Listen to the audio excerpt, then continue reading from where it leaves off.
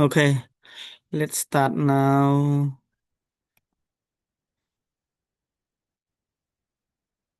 Khơi share screen đi Fisat. Ơi ta thường Oh, okay, okay. Now we can thọc start now. So, lực mày điền chán tí nè. Em muốn đào cái mọi khát bớt lại sao dừng hai chia pram đọc tí ấy. Chẳng how many part of speak are there in English? Chẳng miền thằng nãy bị phần mán ở trongភាសាអង់គ្លេស មាន8 Okay, what are they? ស្អីខ្លះទី1 noun Mhm, pronoun mhm. Ad, adjective adjective, okay, គុណនាម adjective, verb okay, adverb mhm. conjunction Conjunction, yeah, conjunction, preposition mhm. Interjection, interjection yeah, interjection là good, thank you, good job. យ៉ាអញ្ចឹងមាន8ថ្នាក់ពាក្យនៅក្នុងភាសាអង់គ្លេសឥឡូវយើងរៀនទី1នេះមិនទាន់ចប់ផងណានៅច្រើនណាស់អញ្ចឹងបានថាយើងរៀនតិចតិចណាកុំរំពឹងដូចថាចប់ថ្ងៃណាណាតិចតិចតក់ពេញបំពង់ណា step by step សឹមកុំបំបាល់ណាអូខេអញ្ចឹងយើងទៅថ្ងៃមុនរំលឹកមេរៀនចាស់បន្តិចទៅថ្ងៃមុនរបៀបធ្វើកិរិយាសព្ទទៅជានាមណានាមកហ្នឹងបកប្រែថា ER ហ្នឹងបកប្រែថាអ្នកណាកាលណាបន្ថែម ER ទៅលើកិរិយាសព្ទនាមកិរិយាសព្ទនោះคล้ายទៅជានាមណាคล้ายទៅជាថ្នាក់ពាក្យជានាមវិញអញ្ចឹងពាក្យហ្នឹងកិរិយាសព្ទទេប៉ុន្តែពេលដែលយើងថែម ER វាទៅជានាមណានាមដែលគេហៅថានាមកណាអញ្ចឹងវាមិនមែនថែមទាំងអស់ទេគេថា some noun are English are formed by adding ER to the verbs ចឹងនាមមួយចំនួនទេណាមិនមែនទាំងអស់ទេនាមមួយចំនួននៅក្នុងភាសាអង់គ្លេសត្រូវបានបង្កើតឡើងដោយការបន្ថែម er ទៅកាន់កិរិយាសព្ទណាឧទាហរណ៍ដូចជា play លេង play ហ្នឹងកិរិយាសព្ទទេប៉ុន្តែពេលថែម er ទៅជាអ្នកលេងណា players walk ដើរដល់ថែម er ទៅជា walker ណាហើយការថែមនោះវាមានលក្ខណៈរបស់វាក្បួនវាណាមិនមែនចេះតែថែមទេណាយើងមានក្បួនវាថែមណាអញ្ចឹងលក្ខណៈទី1គឺថែម er ទៅលើកិរិយាសព្ទ simply អញ្ចឹងបានន័យថាយើងបន្ថែម er ទៅកាន់កិរិយាសព្ទយ៉ាងសាមញ្ញដាក់យកបណ្ដោយថែមតែ er ទៅជានាមហ្នឹងណាឧទាហរណ៍ speak និយាយថែម er ទៅ speaker អ្នកនេះនិយាយណា teach បង្រៀនដល់ថែម er teacher គ្រូបង្រៀនណាហើយក្បួនទី2ណាប្រសិនបើកិរិយាសព្ទបញ្ចប់ដោយ consonant vowel ណា and consonant ចឹងបានន័យថាបើសិនបើកិរិយាសព្ទបញ្ចប់ដោយព្យញ្ជនៈមួយស្រៈមួយព្យញ្ជនៈមួយទៀតណាចឹងយើងមើលតែ3ចុងក្រោយទៅណាបើវាបញ្ចប់ដោយព្យញ្ជនៈស្រៈព្យញ្ជនៈយើង we double the last consonant and add er ចឹងយើងត្រូវបន្ថែមប្រសិនបើឧទាហរណ៍អញ្ចឹងស្រៈមានប៉ុន្មានពិសិដ្ឋស្រៈភាសាអង់គ្លេស ដាក់មាន5 Yeah, what are they? A A E I O U Yeah, okay, good. Thank you. Good job. ឥឡូវយើងមើល sit ឃើញណា sit s នេះជាអីគេជាព្យញ្ជនៈ I នេះជាអី I ស្រៈនេះក្នុង5ហ្នឹងណា T ហ្នឹងជាអីគេជាព្យញ្ជនៈអញ្ចឹងយើងត្រូវ double ណាថែម T មួយទៀតហើយបានយើងថែម er sitter អ្នកអង្គុយណាឃើញណាយើងអត់មែនចេះតែថែមទេយើងមានក្បួនវាណាក្នុងការថែមណាតែយើងដាក់អញ្ចេះខុសជួនកាលគេឲ្យរើសយើងដាក់តែ sitter អញ្ចេះខុសណាអញ្ចឹងយើងត្រូវ double ថែម T មួយទៀតសិន the last consonant ណា the last consonant បើ last consonant អក្សរអីយើងថែមអក្សរនឹងមួយទៀតណាហើយបានយើងថែម er ណាដូចជា run រត់ ទៅជា runner ណា time n មួយទៀតណាអក្សរ n u នេះជាស្រៈ o នេះជាព្យញ្ជនៈអញ្ចឹង swim ក៏ដូចគ្នាដែរយើងមើលតែអក្សរ3ចុងក្រោយទេណា W I M បាទអញ្ចឹងយើង time m មួយទៀតហើយ time e e o swimmer អ្នកហាលទឹកណាអញ្ចឹងមួយទៀតក្បួនទី3នោះគឺបើសិនបើកិរិយាសព្ទបញ្ចប់ដោយវាមានលក្ខណៈទៀតណា X Y W we add E or simply បានន័យថាយើងប្រសិនបើកិរិយាសព្ទបញ្ចប់ដោយអក្សរ X Y W យើងបន្ថែម E or យ៉ាងសាមញ្ញណាចឹងធម្មតាបើសិនបើបញ្ចប់ដោយ3អាហ្នឹងទៀតយើងមើលលក្ខខណ្ឌវាទៀតណាបើសិនបើបញ្ចប់ដោយ X ឬក៏ Y W អត់គិតច្រើនទេគឺថែម E or យកមកដល់តែម្ដងតិចយើងគិតលក្ខខណ្ឌទី2 L ហ្នឹងព្យញ្ជនៈ A ហ្នឹងស្រៈ A ស្រៈ Y ហ្នឹងព្យញ្ជនៈចូលទី2ថែម double y មួយទៀតហ្នឹងខុសបាត់ណាអញ្ចឹងវាមានក្បួនវាទៀតឃើញណាយើងកត់ចំណាំទៀតគឺបើសិនបើកិរិយាសព្ទនឹងបញ្ចប់ដោយ x ដោយ y ដោយ w យើងបន្ថែម er យកតែម្ដងណាស្រួលណា play player ឃើញទេបកដល់ឬក៏ប្រដល់ដាក់ក្នុងប្រអប់ណាដល់ boxer អ្នកប្រដល់កីឡាប្រដល់ណា boxer ដល់ show បង្ហាញណា W បញ្ចប់ដោយ W ណាបញ្ចប់ដោយអក្សរ3នឹងចាំយើងថែម ER យកតែម្ដងអត់គិតច្រើនទេណាអញ្ចឹងក្បួនទី4ប្រសិនបើកិរិយាសព្ទបញ្ចប់ដោយ E ស្រាប់ហើយទៅហមមាន E មួយយើង add តែ R ទេណាប្រសិនបើកិរិយាសព្ទនឹងបញ្ចប់ដោយ E ហើយយើងថែមតែ R ទៅបានហើយឧទាហរណ៍ write សរសេរ write ណាអញ្ចឹង E នេះបញ្ចប់ដោយ E ហើយយើងថែមតែ R មួយទៀតយើងអត់មានថែម ER ទៀតទេណាចាំយ៉ាងហ្នឹងក្បួនហ្នឹងយើងត្រូវចាំដែរដល់ smoke ជក់បារីហ្នឹងណា smoke អញ្ចឹងណាឃើញបញ្ចប់ដោយ E ស្រាប់ណាអញ្ចឹងយើងថែមតែ R ជាការស្រេចណាអញ្ចឹងក្បួនទី5ប្រសិនបើកិរិយាសព្ទបញ្ចប់ដោយអឺព្យញ្ជនៈ Y ណាប្រសិនបើកិរិយាសព្ទហ្នឹងបញ្ចប់ដោយព្យញ្ជនៈ Y ព្យញ្ជនៈហើយ Y តាមពិតកន្លែងហ្នឹងណាព្យញ្ជនៈហើយអក្សរ Y ណាព្យញ្ជនៈ and Y ណាព្យញ្ជនៈណាដាក់ហ្វុងខ្មែរទេនឹងអក្សរ Y ណាអឺដក clear តិចនឹងនឹងអក្សរ Y ណា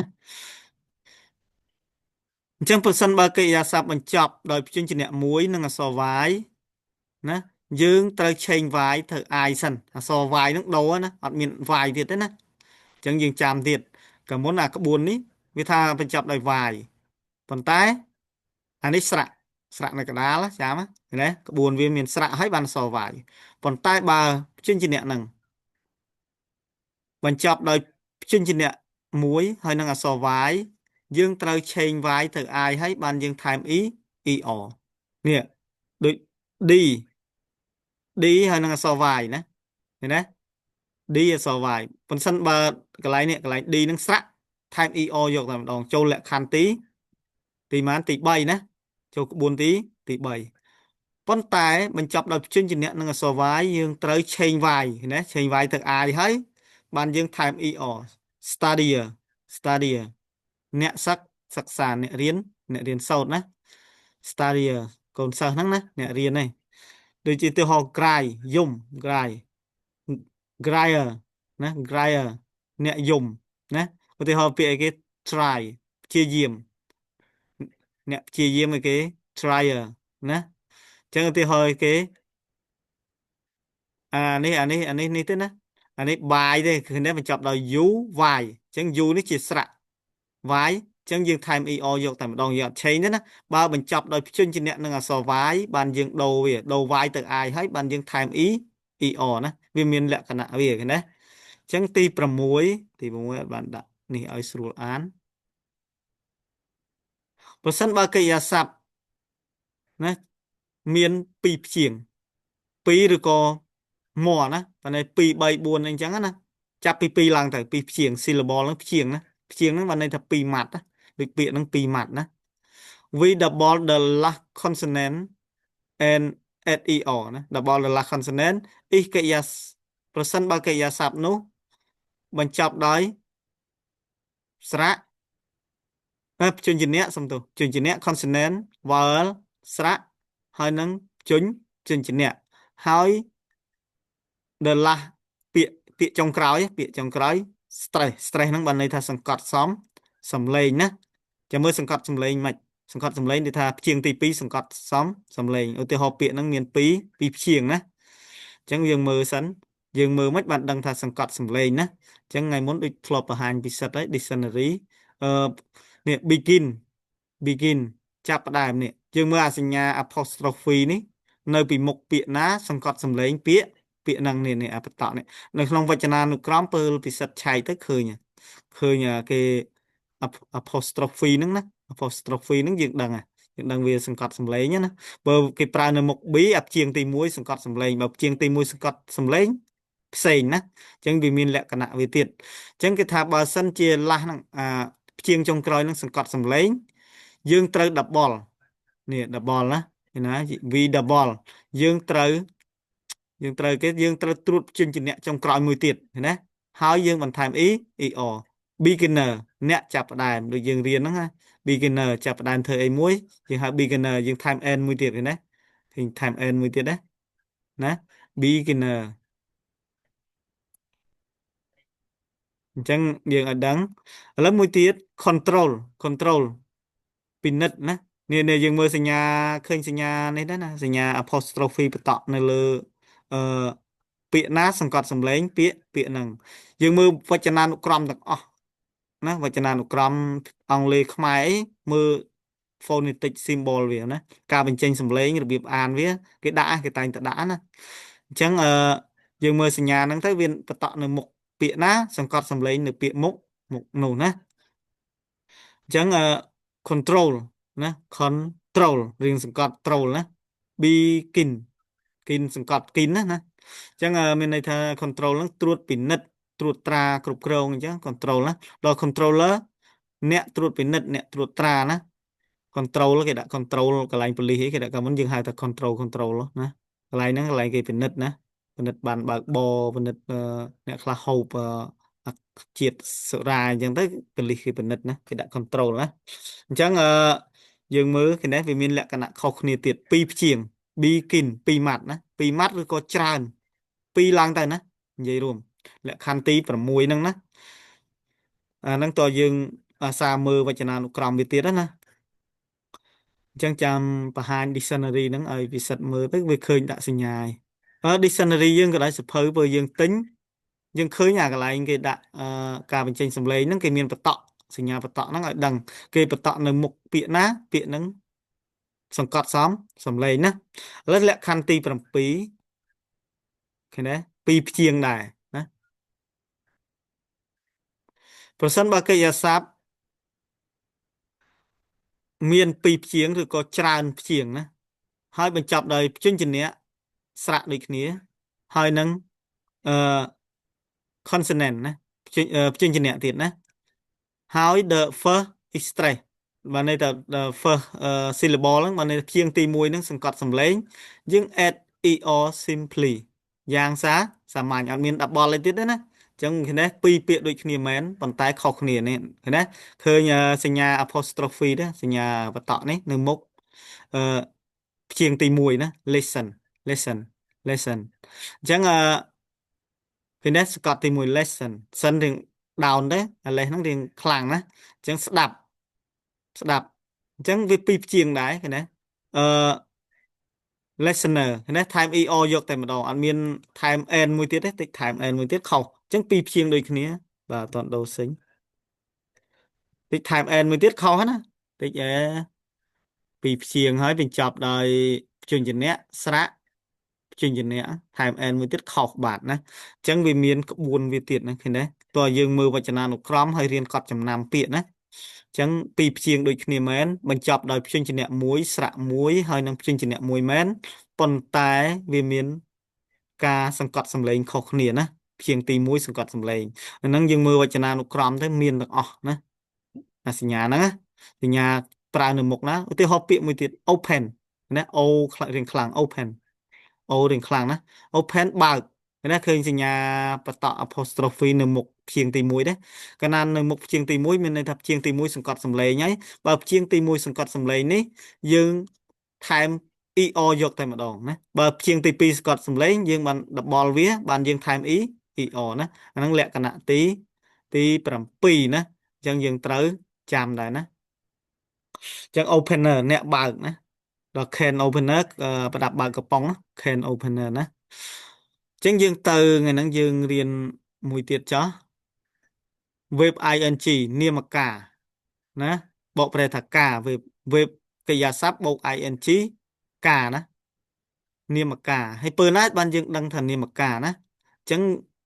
កិរិយាសព្ទបូក ing យើងអាចបកប្រែកំពុងនៅក្នុង present sim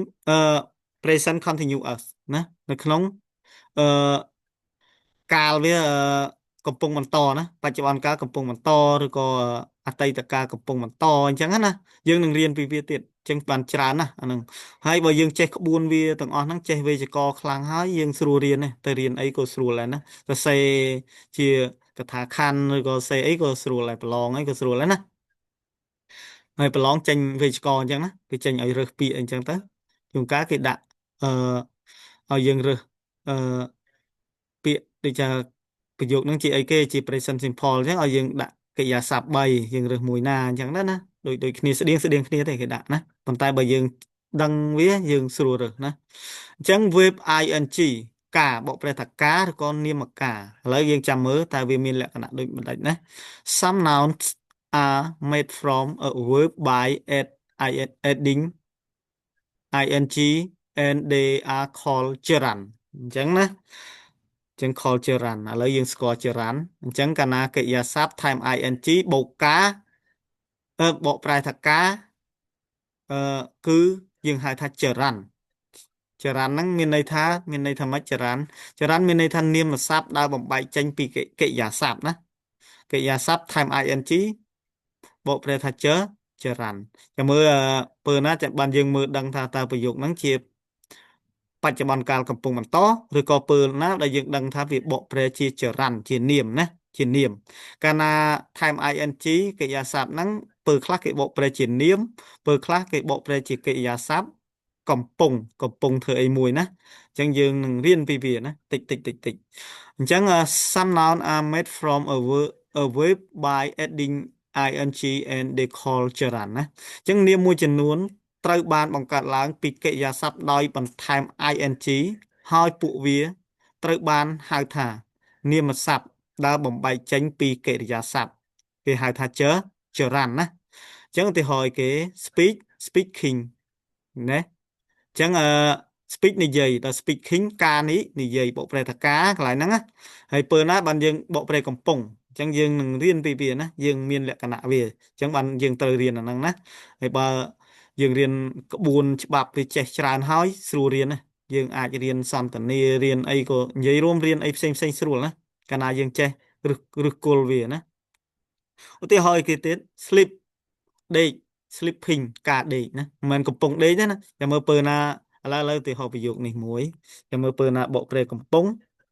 អឺ I am sleep something sleeping on the bed ណា I am sleeping on the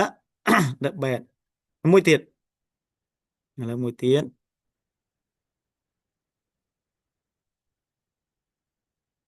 អឺ my favorite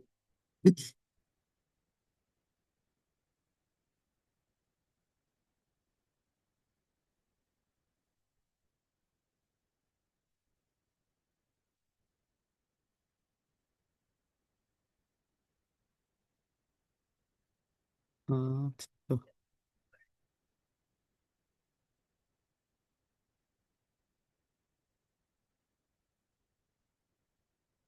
មិនដាក់អីទេព្រោះកន្លែងហ្នឹង favorite ជាអឺគុណនាមអញ្ចឹងយើងអត់ដាក់អីទេណាអញ្ចឹងឧទាហរណ៍ណា I am sleeping on the bed បានន័យថាអាហ្នឹងបកប្រែថាម៉េច sleeping កន្លែងហ្នឹងកំ កំពុងវាជាកាល present continuous ណា present continuous ទម្រង់ present continuous ឲ្យបន្តិចណាទម្រង់គ្រាន់តែ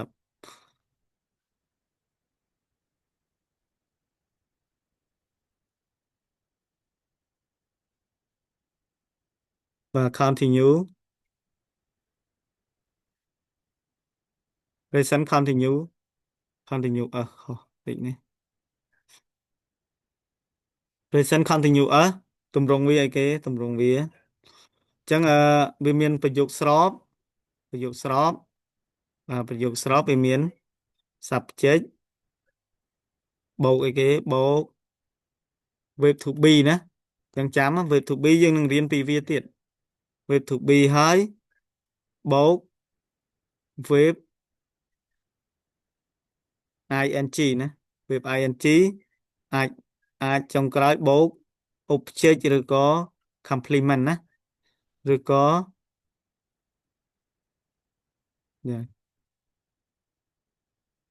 complete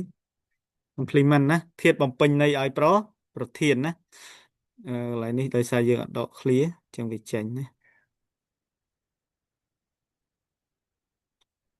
ចានេះប្រយោគស្របដល់ប្រយោគសំណួរយើងគ្រាន់តែទាញ is មកមុខជាប្រយោគសំណួរយើងនឹងរៀនពីវាអញ្ចឹងយើងកំអាលនេះគ្រាន់ថានេះទម្រង់ present continuous ណាបច្ចុប្បន្នកាលកំពុងបន្តណាអញ្ចឹង to be ហ្នឹងមានអីខ្លះ to be វាមាន3ណា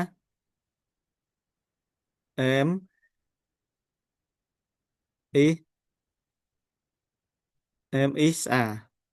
ណាអាហ្នឹងបកប្រែកំពុងកិរិយាសព្ទ time ing កន្លែងហ្នឹងបកប្រែកំពុងណា verb បូក in ing ណាបូក object ឬក៏ complement អញ្ចឹងណាអញ្ចឹងយើងមើលប្រយោគទី1 I am sleeping on the bed ខ្ញុំកំពុងអីគេខ្ញុំកំពុងដេកនៅលើគ្រែណាខ្ញុំកំពុងកន្លែងនេះបកប្រែកំពុង ing នេះណាអានេះ am នេះជា verb to be ទម្រង់វានេះ I នេះជា subject ណាយើងមើលទម្រង់វាហ្នឹង on the bed ហ្នឹងជាអីគេ on ហ្នឹងជា preposition យើងរៀនតដល់ the ហ្នឹងជា adjective bed ហ្នឹងជានាមអញ្ចឹងអឺកន្សោមនាមមានធ្នាក់នេះណាគេហៅកន្សោមនាមមានធ្នាក់ថ្ងៃមុនដូចធ្លាប់ឲ្យដែរហើយកាលណា preposition បូក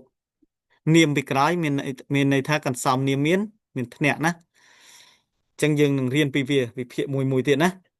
អញ្ចឹងmy favorite activity is reading ណាកន្លែងនេះមិនមែនកំពុងណា reading កន្លែងនេះអត់មែនកំពុងទេប្រយ័ត្នច្រឡំគ្នាណានេះអានេះ to be ទម្រង់នឹងដែរ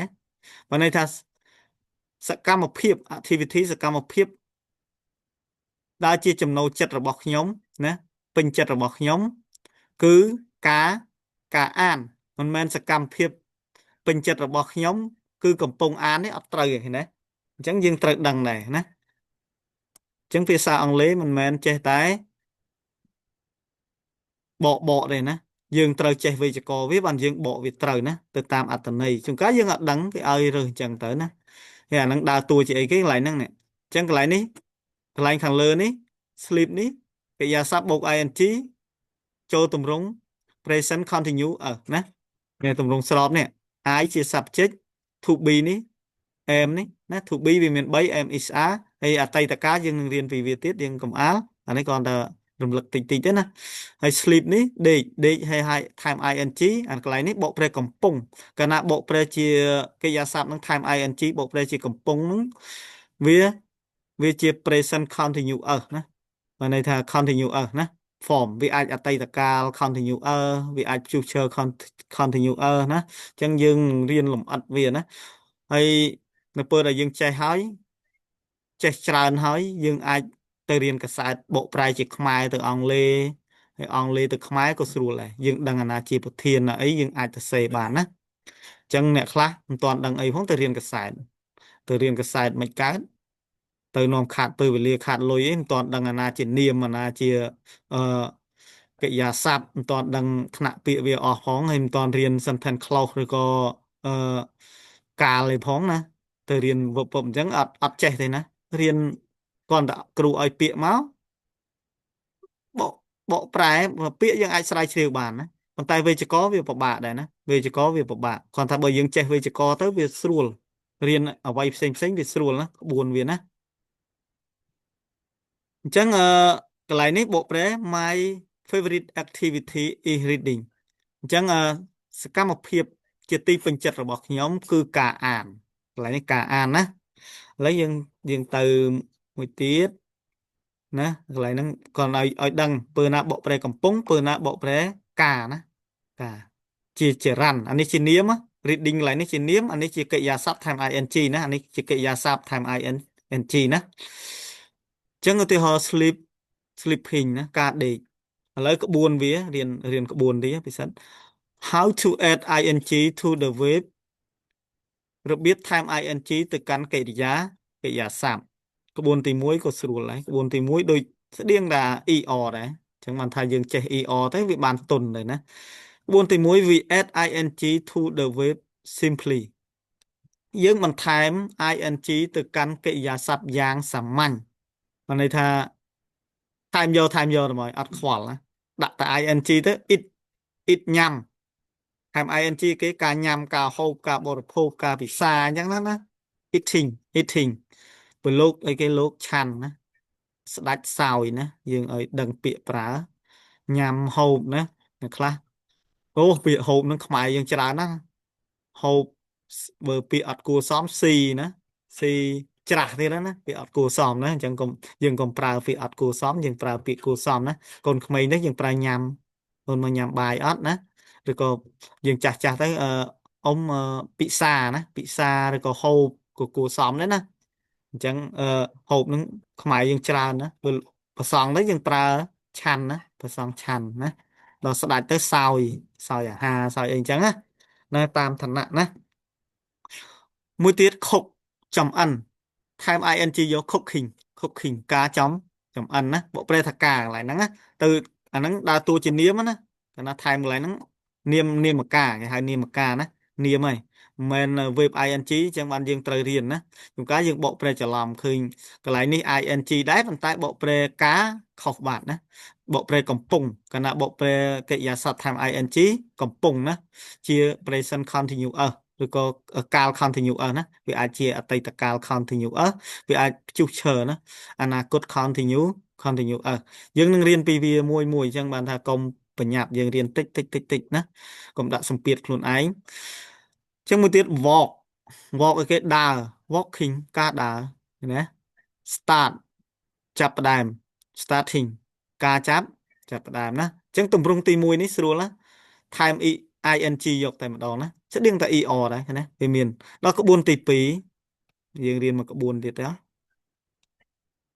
យើងមើលក្បួនទី2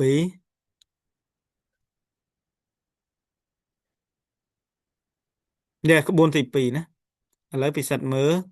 wonder wave and in e drop e and add in ng ខុសគ្នាត្រង់ហ្នឹងណាបើថែម er យើងបើគេបញ្ចប់ដោយ e ហើយយើងថែមតែ or ទេណាប៉ុន្តែដល់ ing យើងលុប e ចេញត្រប់ហ្នឹងបានន័យថាលុបចោល e ណាអត់មានដាក់ e ទៀតទេហើយថែម in ng ណានៅពេលកិរិយាសព្ទបញ្ចប់ដោយ e យើងត្រូវលុបចោល e ណាលុប e ចោលតែម្ដងណាត្រប់ e ចេញហើយបន្ថែម ing ណាឧទាហរណ៍ឥឡូវយើងមើល hoping ឃើញណាយើងអត់មានថែមចេះទេណាអញ្ចឹងបើ er យើងឥឡូវយើងនៅទី10នាទីទៀតទេអត់អីទេណាល្មមណា10នាទីទៀតយើងនឹងបញ្ចប់ហើយដោយសារ Zoom យើងមានកំណត់ណាអញ្ចឹងយើងរៀនតាមហ្នឹងចាស់ណាហើយអឺខ្ញុំក៏មិនមែនជាតន់មានអីដែរណាបើមាន Zoom បើយើងបង់លុយវាយើងអាច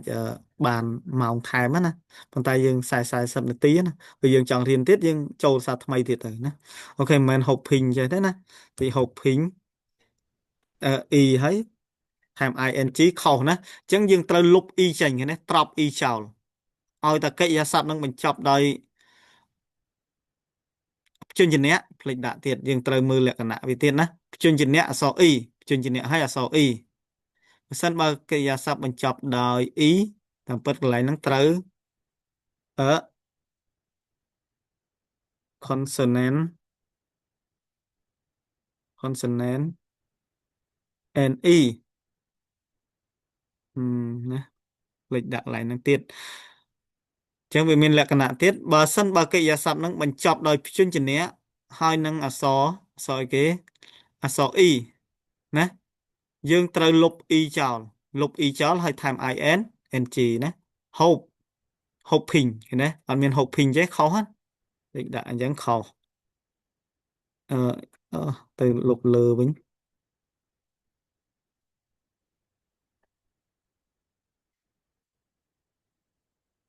បើ er បើ er ស្រួលថែមតែ o យកតែម្ដងដោយសារមាន e ស្រាប់ហើយណាអាហ្នឹង er ប៉ុន្តែថែម ing យើងលុប e ចេញណាលុប e ចេញ hoping ព្យញ្ជនៈមួយអក្សរ e ណាដល់មួយទៀត right right ជីហ្នឹង right right ជីគឺណាឃើញបញ្ចប់ដោយ e ទេ right riding riding ការជិះណា riding ណាការជិះអញ្ចឹងយើងលុប e ចេញ make making ការបង្កើតការផលិតអីហ្នឹងណាផលិតដូចគេផលិតនៅប្រទេសណាអញ្ចឹង make ណាលុប e ចេញ making ណា write សរសេរ writing writing ការសរសេរណាណាដោយបញ្ចប់ដោយ e យើងលុប e ចេញហើយថែម in ng ណាអញ្ចឹងដល់យើងដឹងអាហ្នឹងទៅកិរិយាសព្ទពើកិរិយាសព្ទថែម ing ក៏យើងចេះដែរណាដូចគ្នាណាអាហ្នឹងបកប្រែកំពុងអាពើ present continuous ណាប៉ុន្តែពើយើងបកប្រែថានាមការ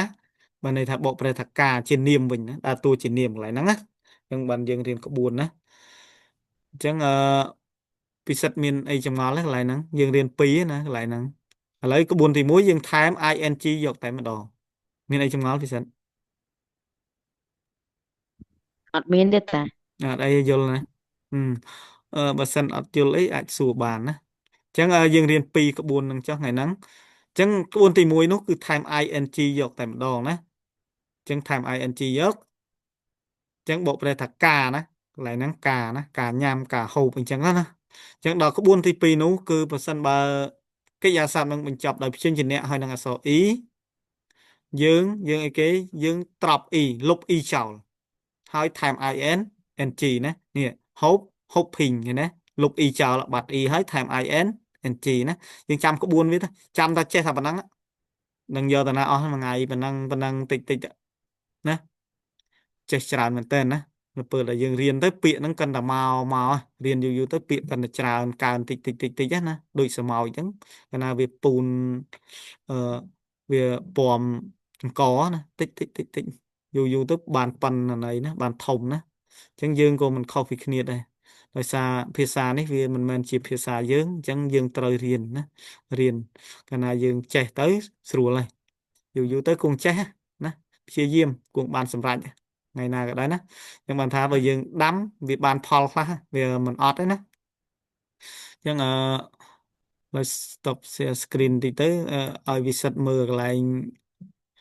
សន្ទនាមួយចឹងណាយើងចូលសន្ទនាមួយជោគឥឡូ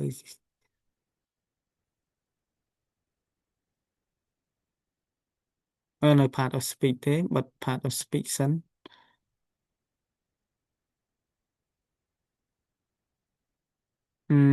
ពិសិដ្ឋឃើញ share screen ណានៅ5នាទីទៀតទេឥឡូវយើងឃើញទេបាទឃើញអូខេឥឡូវយើងចូលវីដេអូបន្តិចទៅរៀនឥឡូវមើល dictionary បន្តិចណាក្បួននេះ dictionary នេះ website វា dictionary.cambridge.org ហើយ slash ហ្នឹងណាអានេះគេហៅថាសញ្ញា slash dictionary slash English I អានេះអត់ទេអានេះអត់អីទេអញ្ចឹងយើងមើលអាហ្នឹងតិចទៅណាអញ្ចឹងឧទាហរណ៍យើងចង់ដឹងពាក្យអីគេឧទាហរណ៍ថ្ងៃមុនពាក្យអីគេ begin ហេតុអីបានយើងដឹងថាវាសង្កត់សំឡេងនៅព្យាង្គទី2ណា begin